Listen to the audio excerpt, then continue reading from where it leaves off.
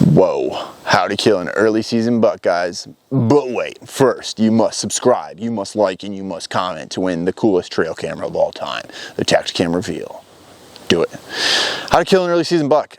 You guys watch a lot of videos and they're pretty boring. I'm gonna be honest with you, guys are like, you should hunt over beans, you should hunt over alfalfa. I do it. I made those videos. I've talked about those topics in the past. I'm gonna legitimately tell you how to go find a damn buck early season and go get him killed. So now here's the thing, guys. I think early season is probably one of my favorite times to go hunt and kill big mature bucks. And why is that? Velvet drop takes place about, let's call it the 4th through the 7th in majority. Okay, and what happens when they drop velvet? They make rubs, and if you can find the fresh rubs, you found the buck. How do we do that? Well, it's quite the process, but what it comes down to, guys, is it's early season, and a lot of times there hasn't been a ton of pressure in the woods. People have been leaving things alone. I'm telling you to go in there and figure it out, okay? You could wait on the food source, and if you've done your scouting in the past, you know, a couple days prior to early season or the days prior to your opening day, and you can kill that deer on the food source, don't go chasing him. But if he's not getting there till 10 o'clock at night, 9 o'clock at night, we got to go and cut him off. So what I'm going to do is I'm going to start on that food source, guys. And let's say I have that September 15th, October 1st opener. Perfect. This is perfect. I'm going to start on that food source. And yeah, he's showing up at 10 o'clock at night.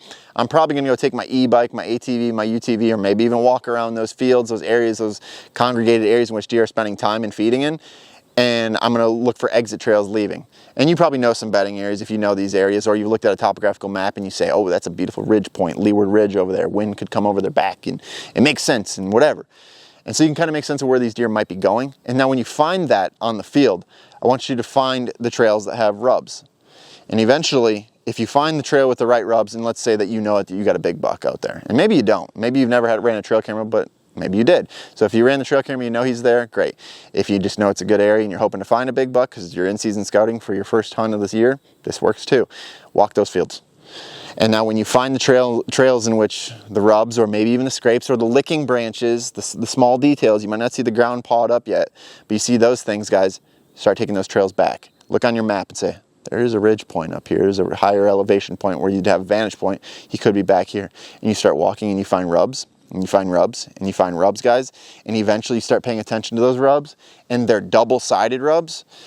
That means that that buck is coming and going. And generally on my hunts, I'm going to tell you right now, and I know this doesn't sound realistic, guys, about, I don't even know, 98% of my hunts, I've always had an opportunity at a target deer, or at least gotten on a target deer that I've left and gone on these hunts, you know, on public land, all these different hunts. There's only one time in southern Indiana on November 7th, believe it or not. It was one of my worst hunts of my life. But anyway, I can go probably 95% of the time, and when I start seeing these double-sided rubs, because I left the food source, followed the exit trails to the double-sided rubs, that all of a sudden, within 70 yards or so of those double-sided rubs, a big buck pops up.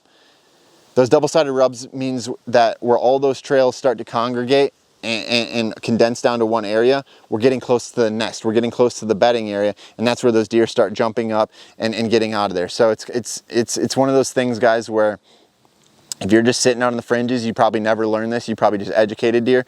I would recommend that you go in there early season. And if you have a crop field in which you know deer are spending time in, don't sit on your feet or on your heels and just be passive. Be aggressive, find the trails that they're coming out on, start reading the sign all the way back to them. Even if you bump that deer, don't worry. I'll tell you right now, I've gone back to a bed 3 or 4 days in a row in Illinois in which we jumped 3 or 4 shooter bucks, 140, 50, 60-inch deer out of the same bed, because these bucks were rotating in this bed every time we bumped him, to the point where I kept going back. I was like, oh, we can take that access route now today because we bumped him yesterday. He's not going to be there. And they kept getting up. Now, if you're in a high-pressured area, they might get up and they might not come back. So dictate how much farther you should push in. But the sign that you need to be looking for off the field edge, down the trail, is the double-sided rubs. And when you get to those double-sided rubs, guys, if you weren't scouting quietly already, now it's time to put on the brakes. At the end of the day, guys, if you start on these destination fields, take the trails back, look for the double-sided rubs, you're going to lead your way to a nice buck bed that's hopefully holding that trophy buck that you guys have been trying to kill, and you're going to get him killed early season.